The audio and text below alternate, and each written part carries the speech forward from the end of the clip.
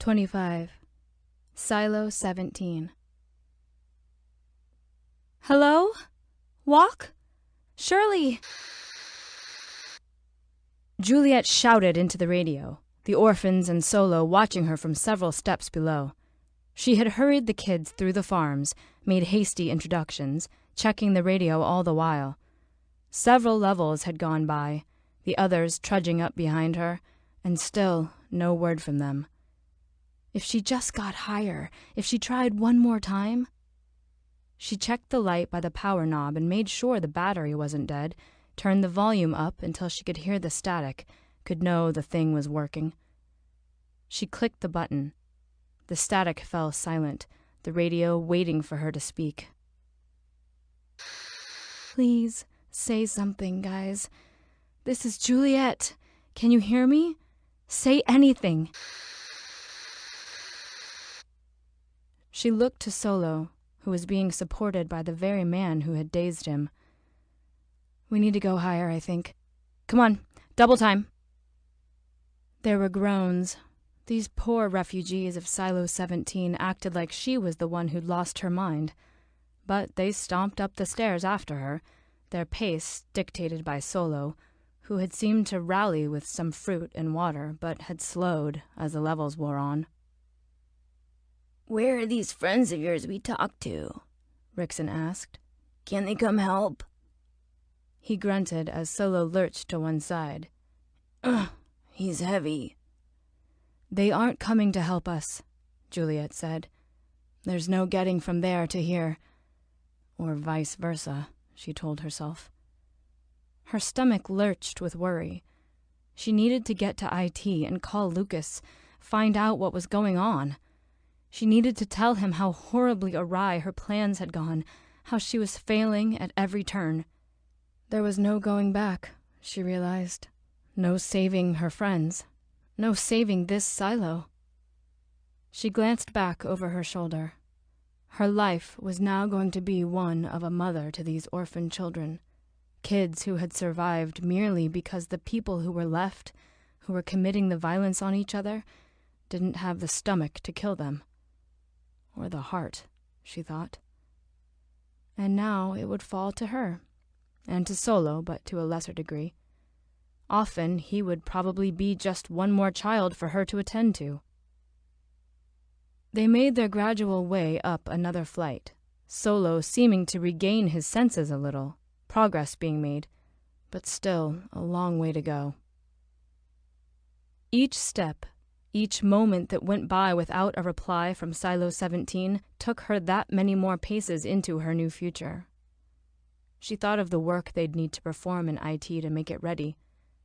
The kids were already adept at tending the farms, which was good. There'd be plenty of that to do. And she was alive. She reminded herself how lucky she was to be alive. She'd been sent to clean and had not perished. This was something. No matter the life she'd found on the other side, it was a life. It would be. They stopped in the mids for bathroom breaks, filling more empty toilets that wouldn't flush. Juliet helped the young ones. They didn't like going like this, preferred to do it in the dirt. She told them that was right, that they only did this when they were on the move. She didn't tell them about the years Solo had spent destroying entire levels of apartments. She didn't tell them about the clouds of flies she'd seen. The last of their food was consumed, but they had plenty of water. Juliet wanted to get to the hydroponics on 62 before they stopped for the night. There was enough food and water there for the rest of the trip. She tried the radio repeatedly, aware that she was running down the battery. There was no reply. She didn't understand how she'd heard them to begin with. All the silos must use something different, some way of not hearing each other. It had to be Walker, something he'd engineered. When she got back to IT, would she be able to figure it out? Would she be able to contact him or Shirley? She wasn't sure, and Lucas had no way of talking to Mechanical from where he was, no way of patching her through. She'd asked 12 times. Lucas. And Juliet remembered. The radio in Solo's hovel. What had Lucas said one night? They were talking late, and he'd said he wished they could chat from down below where it was more comfortable. Wasn't that where he was getting his updates about the uprising? It was over the radio.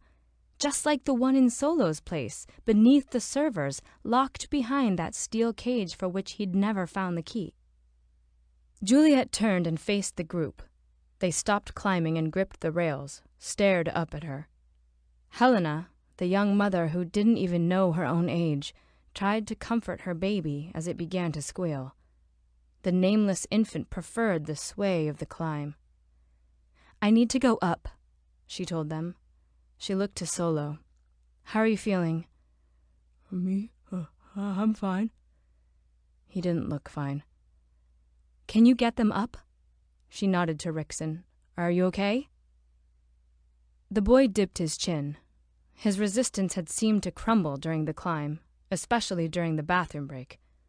The younger children, meanwhile, had been nothing but excited to see new parts of the silo, to feel that they could raise their voices without bad things happening to them. They were coming to grips with there being only 2 adults left, and neither seemed all that bad. "There's food on 62, she said. "Numbers?" Rickson shook his head. "I don't..." Of course. Why would he need to count numbers he'd never lived to see, and in more ways than one? "Solo will show you where," she told him. "We've stayed there before. Good food. Canned stuff as well. Solo?" She waited until he looked up at her, the glazed expression partly melting away. "I have to get back to your place. I have people I need to call, okay? My friends.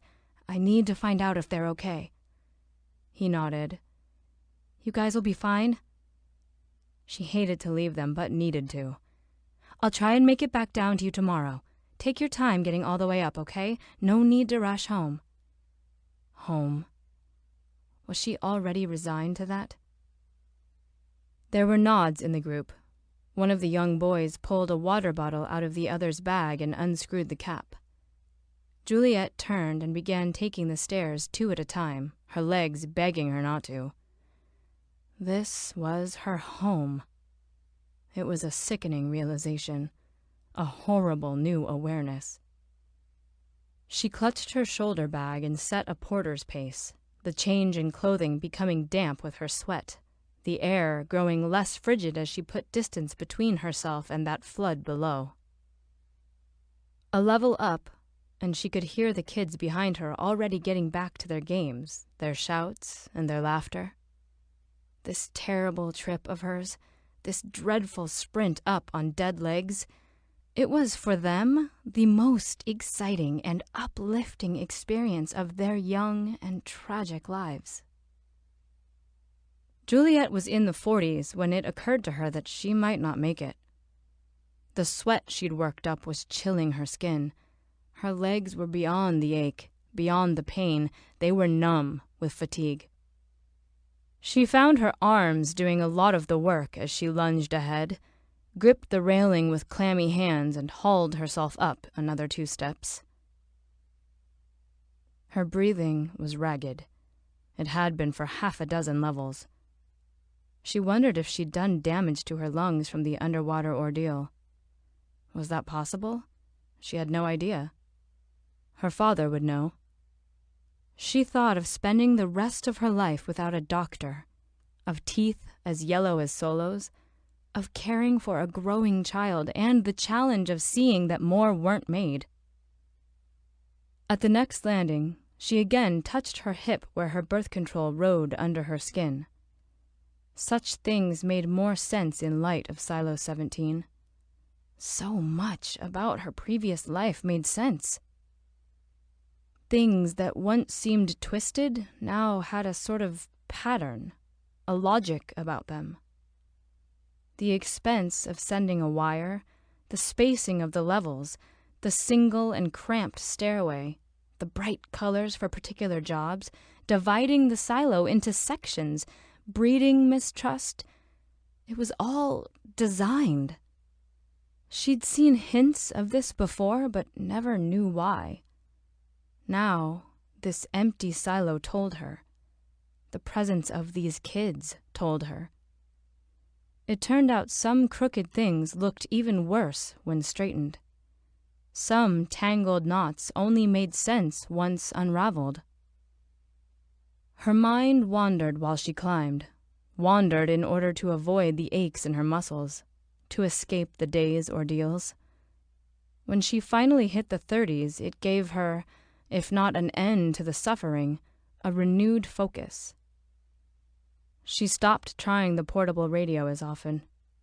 The static never changed, and she had a different idea for contacting Walker, something she should have pieced together sooner, a way to bypass the servers and communicate with other silos. It was there, all along, staring her and Solo in the face. There was a small sliver of doubt that she might be wrong, but why else lock up a radio that was already locked up 2 other ways? It only made sense if that device was supremely dangerous, which is what she hoped it would be. She stomped up to 35, dead on her feet. Her body had never been pushed this hard, not even while plumbing the small pump, not during her trek through the outside.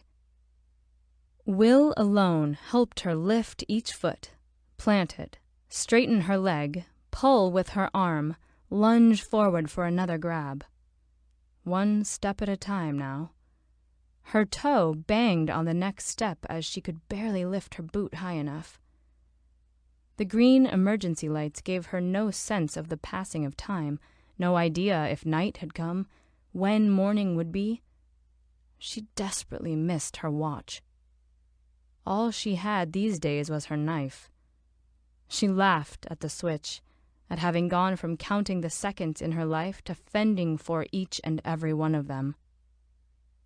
34.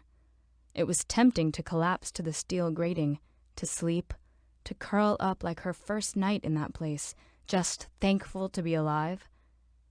Instead, she pulled the door open, amazed at the effort this required, and stepped back into civilization. Light, power, heat. She staggered down the hallway with her vision so constricted it was as if she could only see through some straw at her center, everything else out of focus and spinning. Her shoulder brushed the wall. Walking required effort. All she wanted was to go call Lucas, to hear his voice. She imagined falling asleep behind that server, warm air blowing over her from its fans, the headphones tight against her ears. He could murmur to her about the faraway stars while she slept for days and days. But Lucas would wait. Lucas was locked up and safe. She had all the time in the world to call him. She turned instead into the suit lab, shuffled toward the tool wall, didn't dare look at her cot. A glance at her cot and she'd wake up the next day, whatever day that was. Grabbing the bolt cutters, she was about to leave, but went back for the small sledge as well. The tools were heavy, but they felt good in her hands, 1 tool in each, pulling down on her arms, stretching her muscles and grounding her, keeping her stable. At the end of the hall, she pressed her shoulder against the heavy door to the server room. She leaned until it squeaked open, just a crack, just wide enough for her. Juliet hurried as much as her numb muscles would allow toward the ladder, shuffling, fast as she could go. The grate was in place. She tugged it out of the way and dropped the tools down. Big noise. She didn't care. They couldn't break. Down she went, hands slick, chin catching a rung, floor coming up faster than she'd anticipated. Juliet sank to her butt, sprawled out, shin banging the sledge. It took a force of will, an act of God, to get up. But she did. Down the hall and past the small desk. There was a steel cage there, A radio, a big one. She remembered her days as sheriff. They had a radio just like it in her office, used it to call Marnes when he was on patrol, to call Hank and Deputy Marsh. This one was different. She remembered something Lucas said once about listening in, about wishing he could talk to her down below where it was comfortable. He meant this radio. She set the sledge down and pinched the jaws of the cutter on one of the hinges. Squeezing was too hard. Her arms shook. They trembled. Juliet adjusted herself, put one of the handles against her neck, cradled it with her collarbone and shoulder. She grabbed the other handle with both hands and pulled toward herself, hugging the cutters, squeezing. She felt them move. There was a loud crack, the twang of splitting steel. She moved to the other hinge and did it again. Her collarbone hurt where the handle dug in, felt like it might be the thing to crack, not the hinge. Another violent burst of metal. Juliet grabbed the steel cage and pulled. The hinges came away from the mounting plate. She tore hungrily at the box, trying to get to the prize inside, thinking of Walker and all her family, all her friends, the sound of people screaming in the background. She had to get them to stop fighting, get everyone to stop fighting. Once she had enough gap between the bent steel and the wall, she wrapped her fingers around this and tugged, bending the protective cage on its front edge, tilting the box away from that wall, the shelf, revealing the entire radio unit beneath. Who needed keys? Screw keys. She wrenched the cage flat, then bent her weight on it, making a new hinge of its front, warping it out of the way. The dial on the front seemed familiar. She turned it to power the unit on and found that it clicked instead of spinning. Juliet knelt down, panting and exhausted, sweat running down her neck. There was another switch for power. She turned this one instead, static rising in the speakers, a buzz filling the room. The other knob. This was what she wanted, what she expected to find. She thought it might be patch cables like the back of the server, or dip switches like a pump control, but it was tiny numbers arranged around the edge of a knob. Juliet smiled, exhausted, and dialed the pointer to 18. Home. She grabbed the mic and squeezed the button. Walker, are you there? Juliet slumped down to the ground and rested her back against the desk. With her eyes shut, Mike by her face, she could imagine going to sleep like that. She saw what Lucas meant. This was comfortable. She squeezed again. Walk? Shirley? Please answer me. The radio crackled to life. Juliet opened her eyes. She stared up at the unit, her hands trembling. A voice. Is this who I think it is? The voice was too high to be Walker. She knew this voice. Where did she know it from? She was tired and confused. She squeezed the button of the mic. This is Juliet. Who is this? Was it Hank? She thought it might be Hank. He had a radio. Maybe she had the wrong silo completely. Maybe she'd screwed up. I need radio silence, the voice demanded. All of them off, now. Was this directed at her? Juliet's mind spun in circles. A handful of voices chimed in, one after the other. There were pops of static. Was she supposed to say something? She was confused. You shouldn't be transmitting on this frequency, the voice said. You could be put to cleaning for such things. Juliet's hand fell to her lap. She slumped against the wooden desk, dejected. She recognized the voice. Bernard. For weeks, she had been hoping to speak to this man, had been silently begging for him to answer. But not now. Now she had nothing to say. She wanted to talk to her friends, to make things okay. She squeezed the radio. "No more fighting," she said. All the will was drained from her, all desire for vengeance. She just wanted the world to quiet itself, for people to live and grow old and feed the roots one day.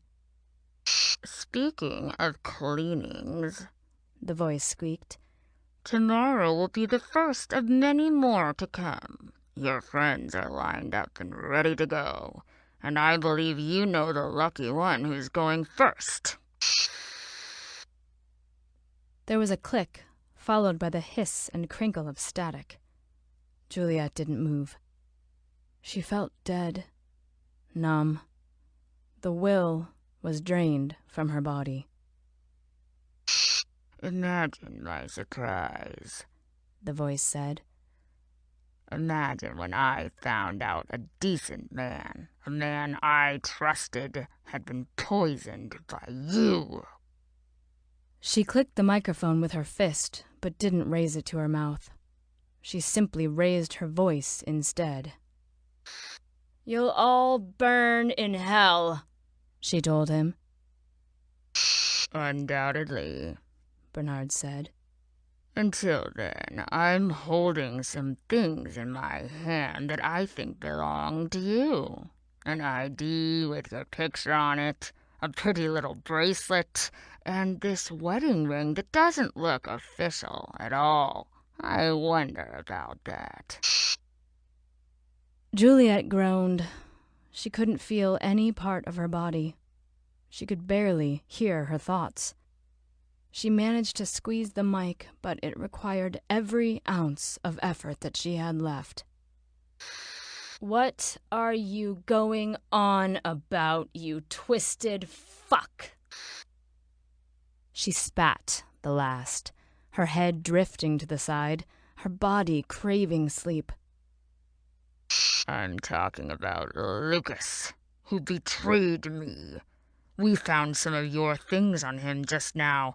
Exactly how long has he been talking to you? Well before the servers, right? Well, guess what? I'm sending him your way.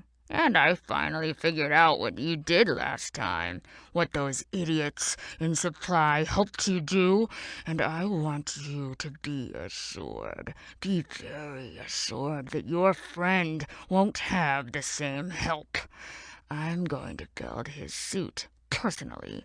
Me. I'll stay up all night if I have to. So when he goes out in the morning, I can be sure that he gets nowhere near those blasted hills."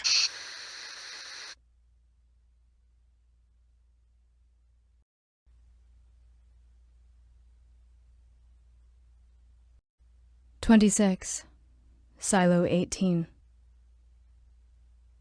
A group of kids thundered down the staircase as Lucas was escorted to his death.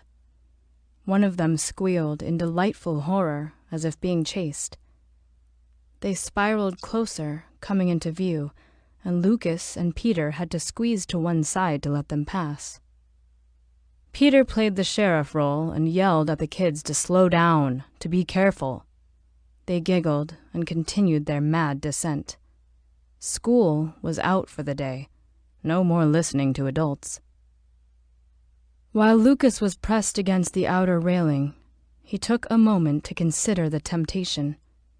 Freedom was just a jump away, a death of his own choosing, one he had considered in the past when moods turned dark. Peter pulled him along, hand on his elbow, before Lucas could act. He was left admiring that graceful bar of steel, watching the way it curved and curved, always spinning the same amount, never ending.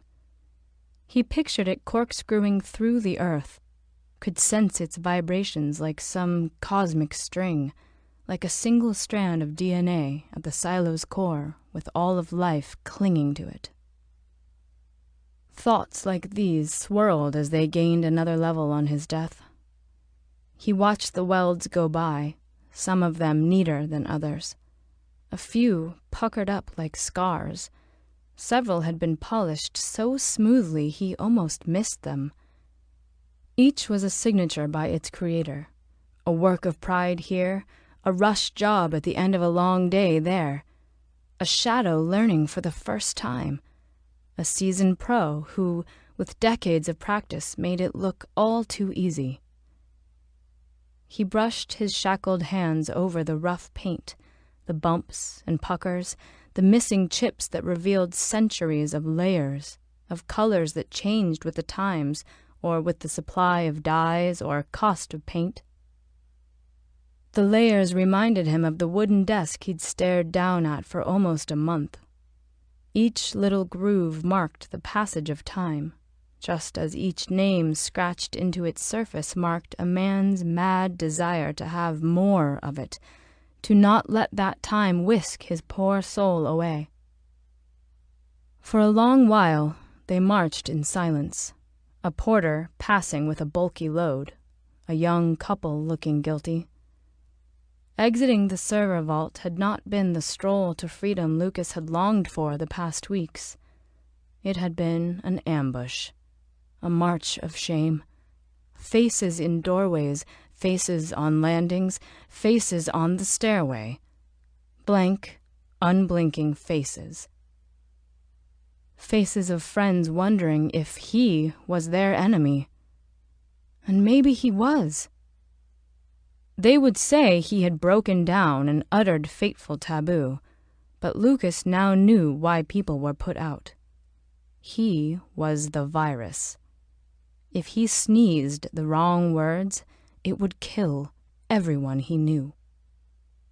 This was the path Juliet had walked, and for the same absence of reason. He believed her. Always had. Always knew she'd done nothing wrong, but now he really understood. She was like him in so many ways. Except he would not survive. He knew that. Bernard had told him so. They were 10 levels up from IT when Peter's radio buzzed with chatter. He took his hand off Lucas's elbow to turn up the volume, see if it was for him. This is Juliet. Who is this? Oh, that voice.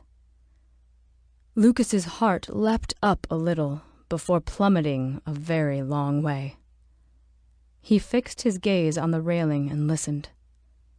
Bernard responded, asked for silence. Peter reached for his radio, turned it down, but not off. The voices climbed with them, back and forth. Each step and each word ground down on Lucas, chipped away at him. He studied the railing and again considered true freedom. A grab and a short leap up, a long flight. He could feel himself going through the motions, bending his knees, throwing his feet over. The voices in the radio argued. They said forbidden things. They were sloppy with secrets, thinking other ears were off. Lucas watched his death play out over and over. His fate awaited him over that rail. The visual was so powerful, it wrecked his climbing pace. It affected his legs. He slowed, Peter slowing with him. Each of them began to falter, to waver in their convictions. The strength in Lucas drained away, and he decided not to jump. Both men were having second thoughts.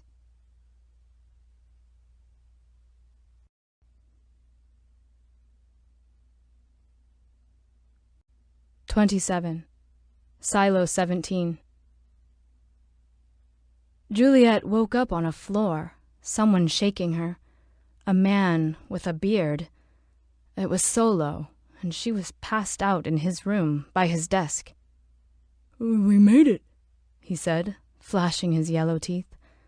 He looked better than she remembered him looking, more alive. She felt as though she were dead. Dead. What time is it? She asked. What day? She tried to sit up. Every muscle felt torn in half, disconnected, floating beneath her skin. Solo went to the computer and turned on the monitor. The others are picking out rooms and then going to the upper farms. He turned to look at her. Juliet rubbed her temples. There are others, he said solemnly, like this was still news. Juliet nodded. There was only one other that she could think of right then. Dreams came back to her. Dreams of Lucas, of all her friends in holding cells, a room of suits being prepped for them, no care for whether they cleaned or not. It would be a mass slaughter. One other that she could think of right then.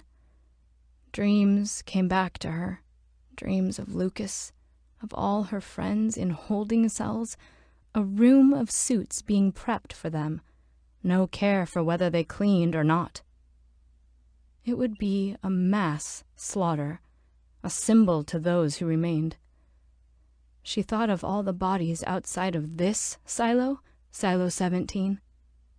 It was easy to imagine what came next. Friday, Solo said, looking at the computer. Or Thursday night, depending on how you like it. 2 a.m. He scratched his beard. It felt like we slept longer than that. What day was it yesterday? She shook her head. That didn't make sense. What day did I dive down? With the compressor? Her brain wasn't working. Solo looked at her like he was having similar thoughts. The dive was Thursday. Today is tomorrow. He rubbed his head. Let's start over. No time. Juliet groaned and tried to stand up. Solo rushed to her and put his hands under her arms, helped lift her. Suit lab, she said. He nodded. She could tell he was exhausted, maybe half as much as she was, but he was still willing to do anything for her. It made her sad, someone being this loyal to her. She led him down the narrow passage, and the climb up the ladder brought back a legion of aches. Juliet crawled out to the server room floor. Solo followed up the ladder and helped her to her feet. They made their way to the suit lab together. I need all the heat tape we've got, she told him, prepping him while he escorted her. She staggered through the servers, bumped into one of them. It needs to be the kind on the yellow spool, the stuff from supply, not the red kind. He nodded. The good kind, like we used on the compressor? Right. They left the server room and shuffled down the hallway. Juliet could hear the kids squealing around the bend, the patter of their feet. It was a strange sound, like the echoes of ghosts. But something normal had returned to Silo 17. In the suit lab, she got Solo busy with the tape. He stretched out long strips on one of the workbenches, overlapping the edges, using the torch to cauterize and seal the joints. At least an inch of overlap, she told him, when it looked like he was being shy with the stuff. He nodded. Juliet glanced at her cot and considered collapsing into it, but there was no time. She grabbed the smallest suit in the room, one with a collar she knew might be a tight fit. She remembered the difficult squeeze to get into Silo 17 and didn't want to repeat it. I'm not going to have time to make another switch for the suit, so I won't have a radio. She went through the cleaning outfit, piece by piece, pulling out the parts engineered to fail and hunting through her hauls from supply for a better version of each. Some she'd have to seal over with the good tape. It wouldn't be as nice as the one Walker had helped arrange, but it would be a world different than what Lucas was getting. She grabbed all the parts she'd spent weeks puzzling over, marveling at the engineering it took to make something weaker than it appeared. She tested a gasket from a pile she wasn't sure about by pinching her fingernails together. The gasket parted easily. She dug for another. Well, how long? Solo asked, noisily stretching another piece of tape out. You'll be gone a day? A week? Juliet looked up from her workbench to the one Solo was working over. She didn't want to tell him she might not make it. This was a dark thought she would keep to herself.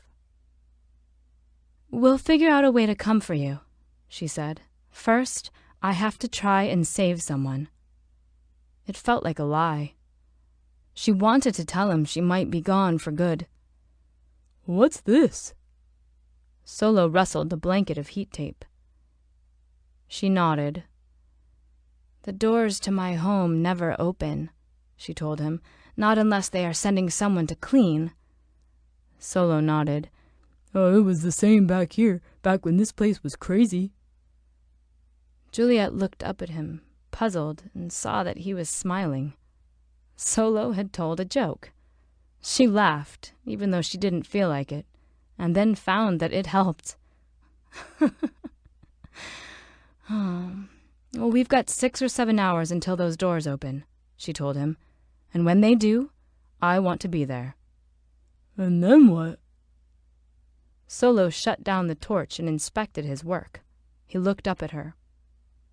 "Then I want to see how they explain my being alive. I think—" She changed out a seal and flipped the suit around to get to the other sleeve. "I think my friends are fighting on one side of this fence, and the people who sent me here are fighting on the other. Everyone else is watching. The vast majority of my people, they are too scared to take sides, which basically means they've checked out." She paused while she used one of the small extractors to remove the seal that linked the wrist to the glove. Once she had it out, she reached for a good one. You think this will change that? Saving your friend? Juliet looked up and studied Solo, who was almost done with the tape. "Saving my friend is all about saving my friend," she said. "What I think will happen when all those people on that fence see that a cleaner has come home, I think it'll make them come down on the right side of things, and with that much support, the guns and the fighting are meaningless." Solo nodded. He began to fold up the blanket without even being asked. This bit of initiative, of knowing what needed to happen next, filled Juliet with hope. Maybe he needed these kids, someone to take care of. He seemed to have aged a dozen years already. "I'll come back for you, and the others," she told him. He dipped his head, kept his eyes on her a while, his brain seeming to whir. He came to her workbench and set the neatly folded blanket down, patted it twice. A quick smile flashed in his beard, and then he had to turn away, had to scratch his cheek as if he had an itch there. He was still a teenager like that, Juliet saw, still ashamed to cry. Nearly 4 of Lucas's final hours were burned hiking the heavy gear up to level 3. The kids had helped, but she made them stop 1 level down, worried about the air up top. Solo assisted her in suiting up for the 2nd time in as many days. He studied her somberly. Are you sure about this? She nodded and accepted the blanket of heat tape. Rickson could be heard a level below, commanding one of the boys to settle down. "Try not to worry," she told him. "What happens, happens, but I have to try." Solo frowned and scratched his chin. He nodded. You're used to being around your people, he said. Probably happier there anyway. Juliet reached out and squeezed his arm with one of her thick gloves. "It's not that I would be miserable here, it's that I would be miserable knowing I let him go out without trying something." And I was just starting to get used to having you here. He turned his head to the side, bent over and grabbed her helmet from the decking. Juliet checked her gloves, made sure everything was wrapped tightly, and looked up. The climb to the top would be brutal with the suit on. She dreaded it. And then, navigating the remains of all those people in the sheriff's office and getting through the airlock doors. She accepted the helmet, scared of what she was about to do despite her convictions. "Thanks for everything," she said. She felt like she was doing more than saying goodbye. She knew that there was a very good chance that she was doing willingly what Bernard had attempted so many weeks ago. Her cleaning had been delayed, but now she was going back to it. Solo nodded and stepped around her to check her back. He patted the Velcro, tugged on her collar. "You're good," he said, his voice cracking. "You take care of yourself, Solo." She reached out and patted his shoulder. She had decided to carry the helmet one more flight up before putting it on, just to conserve her air. "Jimmy," he said. "I think I'm going back to being called Jimmy now." He smiled at Juliet, shook his head sadly but smiled. "I'm not going to be alone anymore," he told her.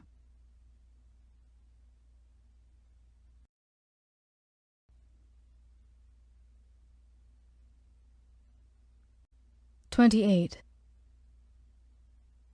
Juliet made her way through the airlock doors and up the ramp, ignoring the dead around her, just focusing on each step, and the hardest part was over. The rest was open space and the scattered remains she wished she could pretend were boulders. Finding her way was easy. She simply turned her back on that crumbling metropolis in the distance, the one she had set off for so very long ago, and began to walk away from it.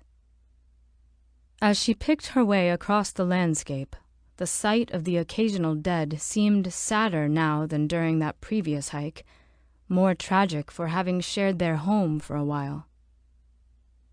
Juliet was careful not to disturb them, passed them with the solemnity they deserved, wishing she could do more than feel sorry for them. Eventually, they thinned, and she and the landscape were left alone. Trudging up that wind-swept hill, the sound of fine soil peppering her helmet became oddly familiar and strangely comforting. This was the world in which she lived, in which they all lived. Through the clear dome of her helmet, she saw it all as clearly as it could be seen. The speeding clouds hung angry and gray. Sheets of dust whipped sideways and low to the ground.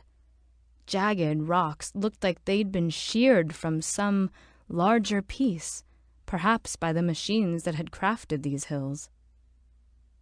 When she reached the crest, she paused to take in the vista around her.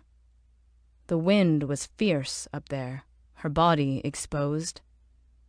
She planted her boots wide so she wouldn't topple over and peered down into the inverted dome before her, at the flattened roof of her home.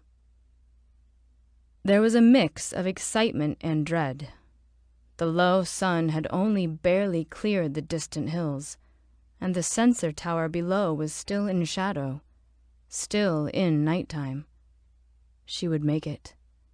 But before she started down the hill, she found herself gazing, amazed, at the scattering of depressions marching toward the horizon.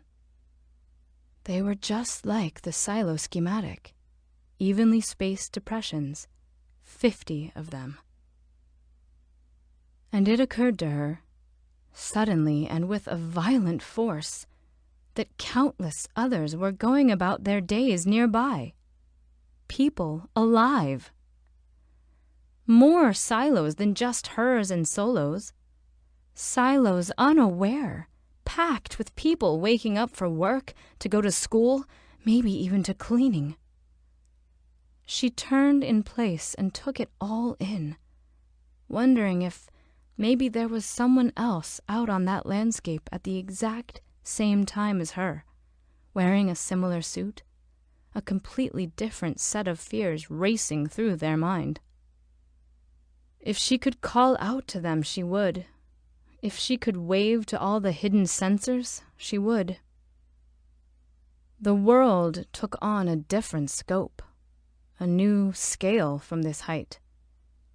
Her life had been cast away weeks ago, likely should have ended. If not on the slope of that hill in front of her home, then surely in the flooded deeps of Silo 17. But it hadn't ended like that. It would probably end here, instead, this morning, with Lucas. They might burn in that airlock together, if her hunch was wrong. Or they could lie in the crook of that hill and waste away as a couple whose kinship had been formed by desperate talks lingering into the night. An intense bond between two stranded souls that was never spoken nor admitted to. Juliet had promised herself never to love in secret again, never to love at all. And somehow, this time was worse. She had kept it a secret even from him, even from herself. Maybe it was the proximity of death talking, the reaper buffeting her clear helmet with sand and toxins. What did any of it matter, seeing how wide and full the world was? Her silo would probably go on. Other silos surely would. And the things that she thought mattered suddenly shrank. It was a sad loss, this illusion of importance, a humbling blow. A mighty gust of wind struck her, nearly ripping the folded blanket out of her hands. Juliet steadied herself, gathered her wits, and began the much easier descent toward her home. She ducked down below the crest with its sobering views and saddening heights, out of the harsh and caustic winds. She followed that crook where two hills met, winding her way toward the sad sight of a couple buried in plain view, who marked her fateful, desperate, and weary way home. She arrived at the ramp early. There was no one on the landscape, the sun still hidden behind the hills. As she hurried down the slope, she wondered what anyone would think if they saw her on the sensors, stumbling toward the silo. At the bottom of the ramp, she stood close to the heavy steel doors and waited. She checked the heat-tape blanket, ran through the procedure in her mind. Every scenario had been thought of either during her climb, in her mad dreams, or during the walk through the wild outside. This would work, she told herself. The mechanics were sound. The only reason no one had survived a cleaning was because they never had help. They couldn't bring tools or resources. But she had. Time seemed to pass not at all. It was like her delicate and precious watch when she forgot to wind it. The trapped soil along the edge of the ramp shifted about impatiently with her. And Juliet wondered if maybe the cleaning had been called off, if she would die alone. That would be better, she told herself. She took a deep breath, wishing she would have brought more air, enough for a return trip, just in case. But she had been too worried about the cleaning going through to consider that it might not. After a long wait, her nerves swelling and heart racing, she heard a noise inside, a metallic scraping of gears. Juliet tensed, her arms rippling with chills, her throat constricting. This was it. She shifted in place, listening to the great grind of those heavy doors as they prepared to disgorge poor Lucas. She unfolded part of the heat blanket and waited. It would all go so quickly, she knew, but she would be in control. No one could come in and stop her. With a terrible screech, the doors to Silo 18 parted, and a hiss of argon blasted out at her. Juliet leaned into it. The fog consumed her. She pushed blindly forward, groping ahead of herself, the blanket flapping noisily against her chest. She expected to run into him, to find herself wrestling a startled and frightened man, had prepared herself to need to wrestle him, hold him down, get him wrapped up tightly in the blanket. But there was no one in the doorway. Nobody struggling to get out, to get away from the coming purge of flames. Juliet practically fell into the airlock. Her body expected resistance like a boot at the top of a darkened stairway and found instead empty space. As the argon cleared and the door began to grind shut, she had a brief hope, a tiny fantasy that there was no cleaning, that the doors had simply been opened for her, welcoming her back. Maybe someone had seen her on the hillside and had taken a chance, had forgiven her, and all would be okay. But as soon as she could see through the billowing gas, she saw that this was not the case. A man in a cleaning suit was kneeling in the center of the airlock, hands on his thighs, facing the inner door. Lucas. Juliet raced to him as a halo of light bloomed in the room, the fire nozzles spitting on and reflecting off the shimmering plastic. The door thunked shut behind her, locking them both inside.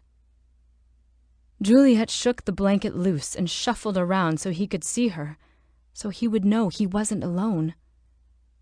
The suit couldn't hide the shock. Lucas startled, his arms leaping up in alarm, even as the flames began to lance out. She nodded, knowing he could see her through her clear dome, even if she couldn't see him.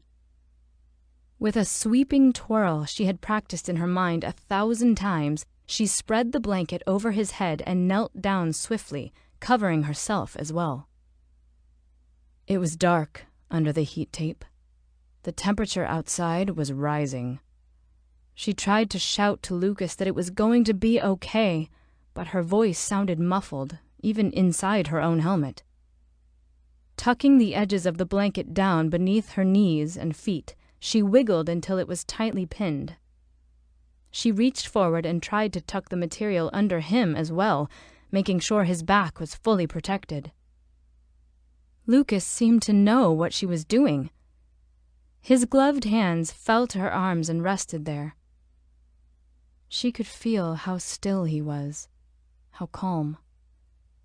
She couldn't believe he was going to wait, had chosen to burn rather than clean. She couldn't remember anyone ever making that choice. This worried her as they huddled together in the darkness, everything growing warm. The flames licked against the heat tape, striking the blanket with enough force to be felt, like a buffeting wind.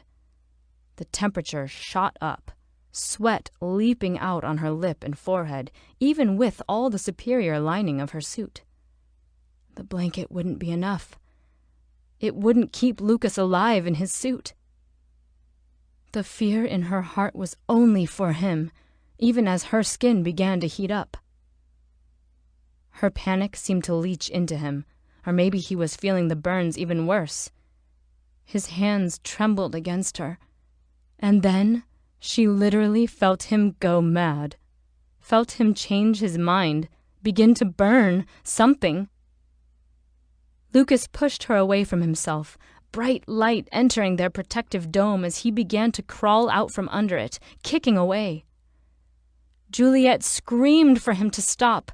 She scrambled after him, clutching his arm, his leg, his boot, but he stomped her, kicked at her, beat her with his fists, frantically tried to get away. The blanket fell off her head, and the light nearly blinded her.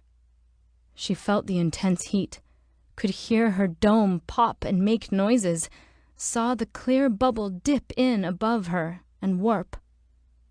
She couldn't see Lucas, couldn't feel him, just saw blinding light and felt searing heat, scorching her wherever her suit crinkled against her body.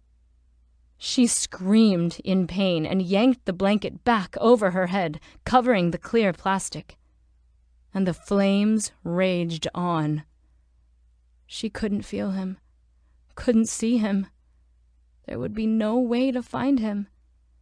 1,000 burns erupted across her body like so many knives gouging her flesh.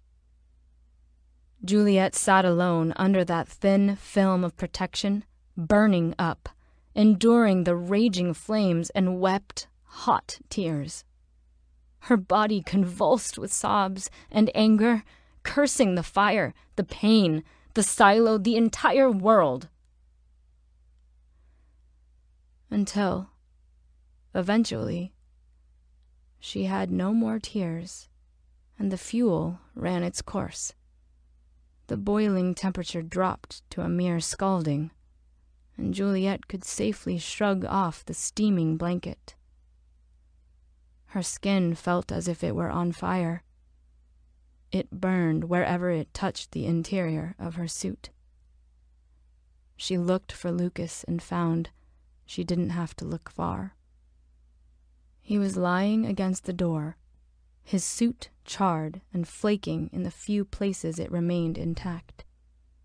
His helmet was still in place, saving her the horror of seeing his young face, but it had melted and deformed far worse than hers. She crawled closer, aware that the door behind her was opening, that they were coming for her, that it was all over. She had failed. Juliet whimpered when she saw the places his body had been exposed. The suit and charcoal liners boiled away.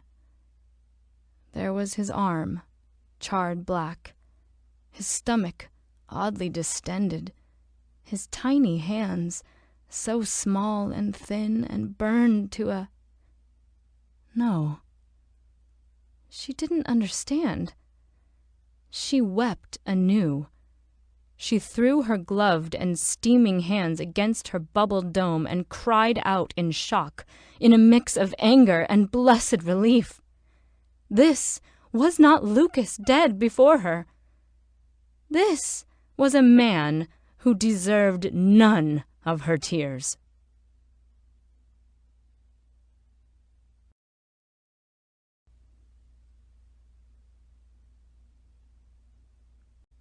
"29. Silo 18. Awareness, like sporadic jolts of pain from her burns, came and went. Juliet remembered a billowing fog, boots stomping all around her, lying on her side in the oven of an airlock.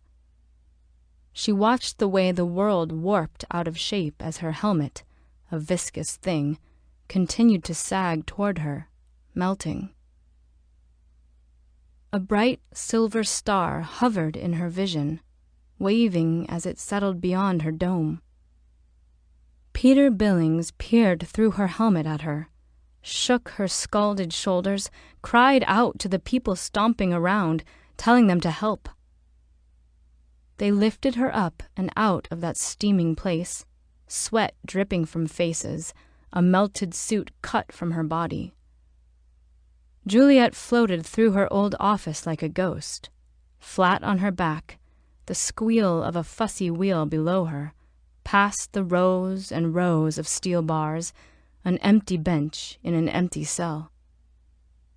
They carried her in circles, down. She woke to the beeping of her heart, these machines checking in on her, a man dressed like her father. He was the first to notice her awake.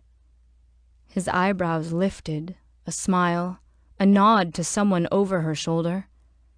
And Lucas was there. His face, so familiar, so strange, was in her blurry vision. She felt his hand in hers. She knew that hand had been there a while, that he had been there a while.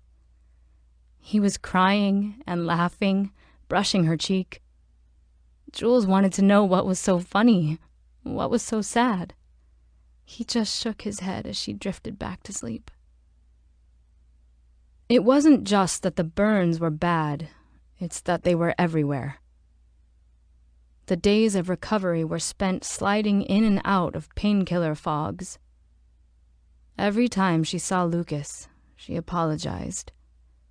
Everyone was making a fuss. Peter came. There were piles of notes from down deep, but nobody was allowed up. Nobody else to see her but the man dressed like her father and women who reminded her of her mom. Her head cleared quickly once they let it. Juliet came out of what felt like a deep dream, weeks of haze, nightmares of drowning and burning, of being outside, of dozens of silos just like hers.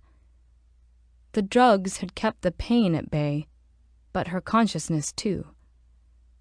She didn't mind the stings and aches if it meant winning back her mind. It was an easy trade. Hey. She flopped her head to the side, and Lucas was there. Was he ever not? A blanket fell from his chest as he leaned forward, held her hand. He smiled. You're looking better. Juliet licked her lips. Her mouth was dry. Where am I? The infirmary on 33. Just take it easy. Do you want me to get you anything? She shook her head. It felt amazing to be able to move, to respond to words. She tried to squeeze his hand. I'm sore, she said weakly. Lucas laughed. He looked relieved to hear this. I bet. She blinked and looked at him. There's an infirmary on 33? His words were on a delay. He nodded gravely. I'm sorry, but it's the best in the silo, and we could keep you safe. But forget that. Rest. I'll go grab the nurse. He stood, a thick book spilling from his lap and tumbling into the chair, burying itself in the blanket and pillows. Do you think you can eat? She nodded, turned her head back to face the ceiling and the bright lights, everything coming back to her, memories popping up like the tingle of pain on her skin. She read folded notes for days and cried. Lucas sat by her side, collecting the ones that spilled to the floor, like paper planes tossed from landings. He apologized over and over, blubbering like he was the one who'd done it. Juliet read all of them a dozen times, trying to keep straight who was gone and who was still signing their names. She couldn't believe it about Knox. Some things seemed immutable, like the Great Stairway. She wept for him and for Mark, wanted desperately to see Shirley, was told that she couldn't. Ghosts visited her when the lights were out. Juliet would wake up, eyes crusted over, pillow wet, Lucas rubbing her forehead and telling her it would be okay. Peter came often. Juliet thanked him over and over. It was all Peter, all Peter. He had made the choice. Lucas told her of the stairway, his march to cleaning, hearing her voice on Peter's radio, the implications of her being alive. Peter had taken the risk, had listened. That had led to him and Lucas talking. Lucas had said forbidden things, was in no danger of being sent anyplace worse, said something that confused her about being a bad virus, a catching cold. The radio barked with reports from Mechanical of people surrendering. Bernard sentenced them to death anyway. And Peter had a decision to make. Was he the final law, or did he owe something to those who put him in place? Did he do what was right, or what was expected of him? It was so easy to do the latter, but Peter Billings was a good man. Lucas told him so on that stairwell. He told them that this was where they'd been put by fate, but what they did going forward defined them. That was who they were. He told Peter that Bernard had killed a man, that he had proof. Lucas had done nothing to deserve this. Peter pointed out that every ounce of IT security was 100 levels away. There was only one gun up top, only one law. His.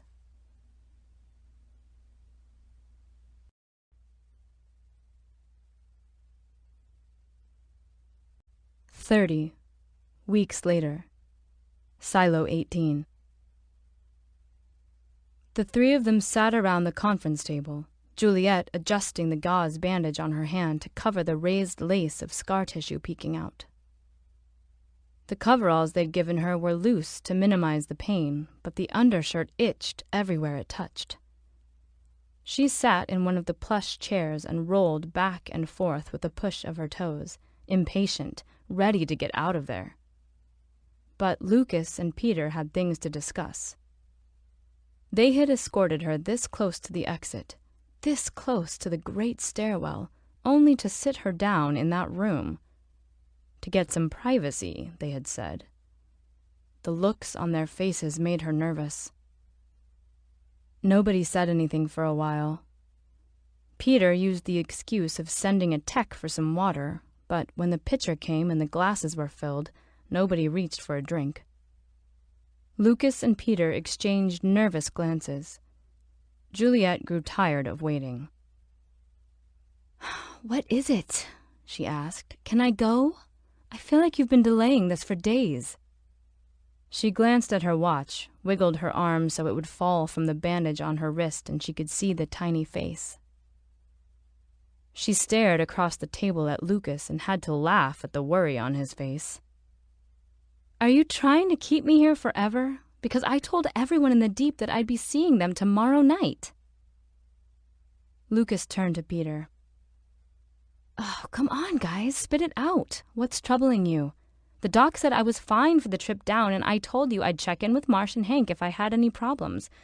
I'm gonna be late enough as it is if I don't get a move on." "Okay," Lucas said, letting out a sigh. It was as though he'd given up on Peter being the one. "It's been a few weeks." "And you two've made it feel like months." She twisted the dial on the side of her watch, an ancient tick returning like it had never left. "It's just that..." Lucas coughed into his fist, clearing his throat. "We couldn't give you all the notes that were sent to you." He frowned at her, looked guilty. Juliet's heart dropped. She sagged forward, waiting for it. More names would be coming to move from one sad list to another. Lucas held up his palms. "Nothing like that," he said quickly, recognizing the worry on her face. "God, sorry, nothing like that." "Good news," Peter said. "Congratulatory notes." Lucas shot him a look that told Juliet she might think otherwise. "Well, it is news."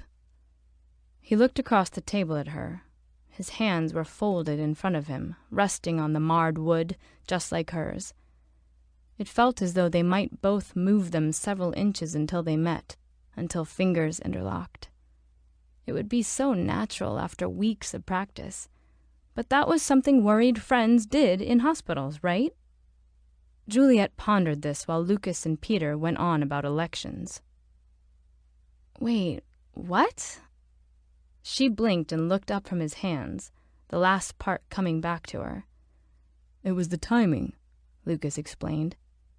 "You were all anyone was talking about," Peter said. Go back," she said. "What did you say?" Lucas took a deep breath. "Bernard was running unopposed. When we sent him out to cleaning, the election was called off. But then news got around about your miraculous return, and people showed up to vote anyway." "A lot of people," Peter added. Lucas nodded. "It was quite a turnout, more than half the silo." "Yeah, but... Mayor?" She laughed and looked around the scratched-up conference table, bare except for the untouched glasses of water. Isn't there something I need to sign? Some official way to turn this nonsense down? The two men exchanged glances. Well, that's sort of the thing, Peter said. Lucas shook his head. I told you. Well, we were hoping you'd accept. Me? Mayor? Juliet crossed her arms and sat back, painfully, against the chair. She laughed. You've got to be kidding. I wouldn't know the first thing about... Well, you wouldn't have to, Peter said, leaning forward. You have an office, you shake some hands, sign some things, and make people feel better. Lucas tapped him on the arm and shook his head. Juliet felt a flush of heat across her skin, which just made her scars and wounds itch more. Here's the thing, Lucas said as Peter sat back in his chair. We need you. There's a power vacuum at the top. Peter's been in this post longer than anyone, and you know how long that's been.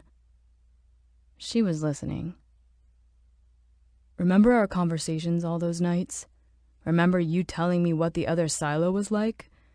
Do you understand how close to that we got?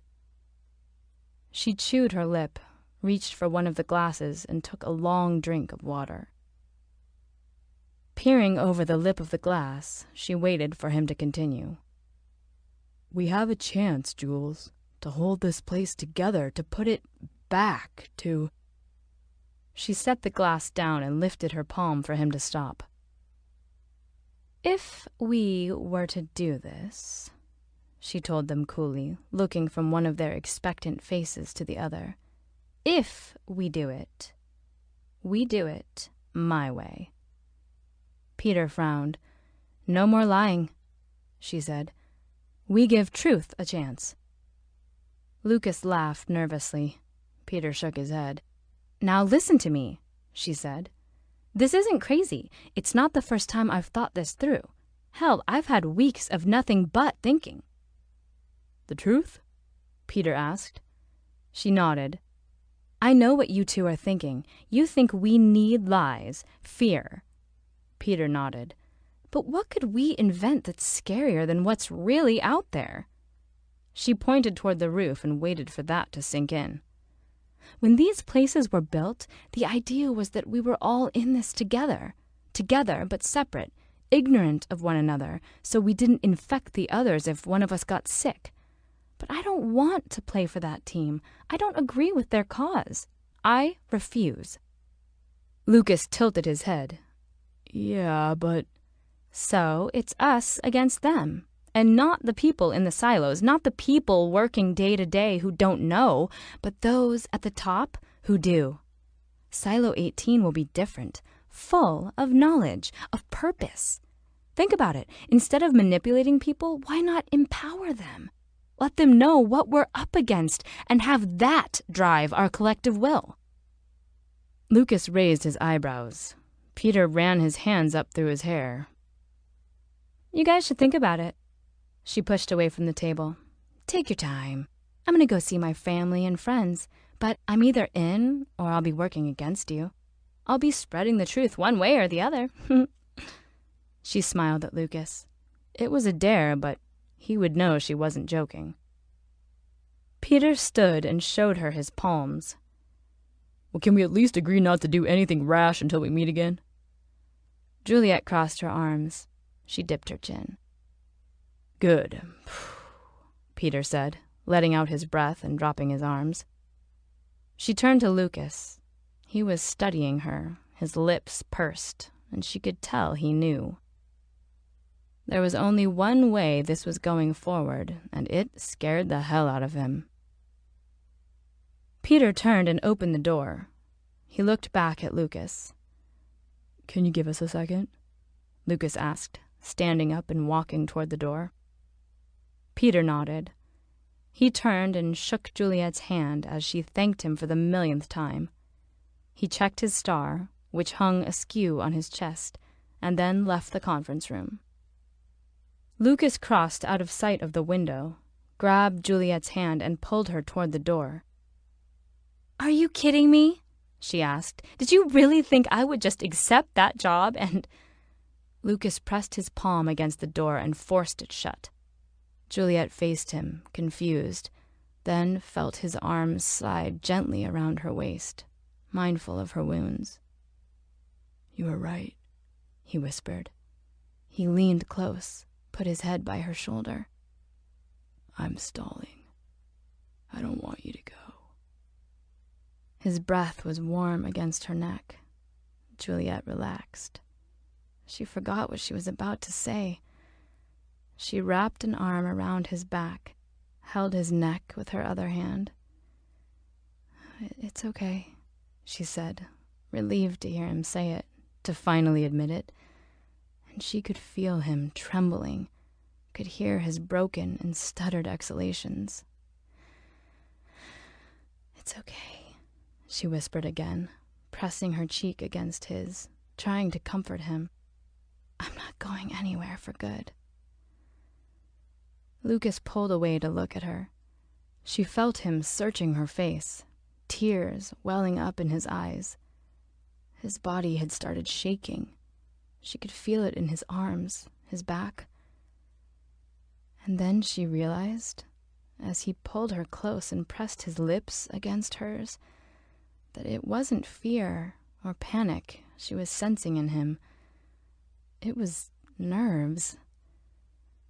She whimpered into their kiss, the rush to her head better than the doctor's drugs.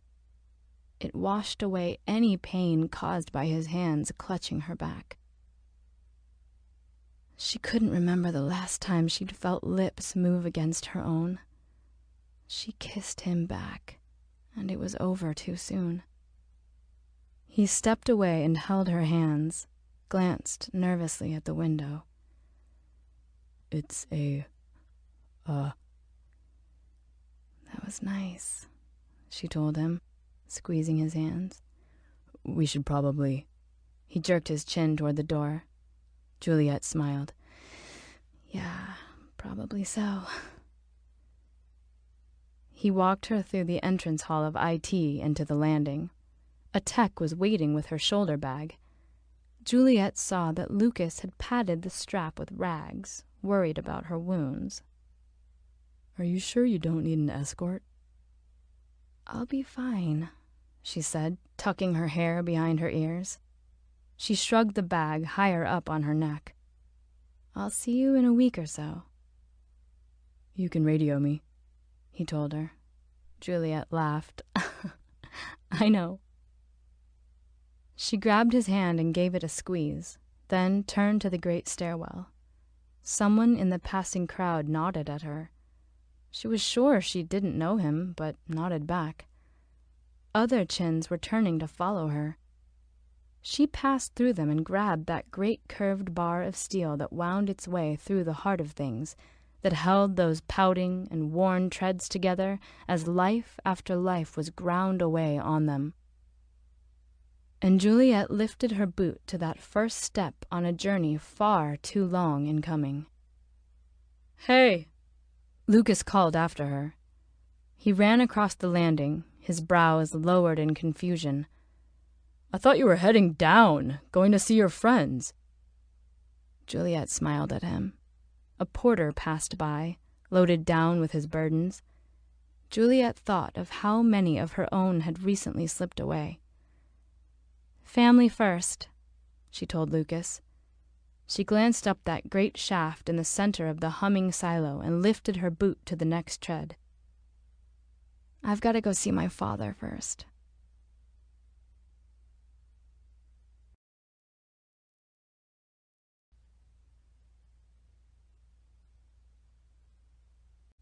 Epilogue. Silo 17. 32! Elise danced up the steps of the Down Deep, her breath trailing in long curls of steam behind her, the clumsy feet of youth making a racket with their heavy boots on the wet steel. 32 steps, Mr. Solo. She made it back up to the landing, tripped over the last step, and caught herself on her hands and knees. Elise stayed there a minute, head down, probably deciding if she would cry or be okay. Solo waited for her to cry. Instead, she looked up at him, a wide smile telling him she was fine. There was a gap in that smile where a loose tooth had come out and had not yet been replaced. "It's going down," she said. She wiped her hands on her new coveralls and ran over to him. "The water's going down."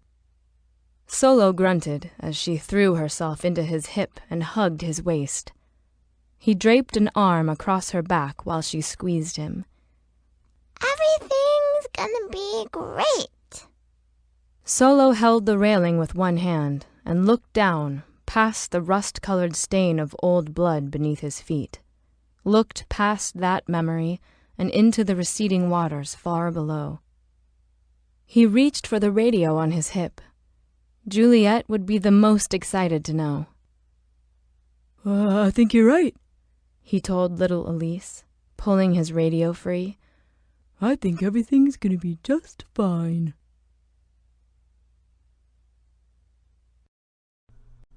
This has been Wool, Omnibus Edition, Wool 1 through 5. Written by Hugh Howey. Narrated by Minnie Good. Copyright Lifetime plus 70 years by Hugh Howey.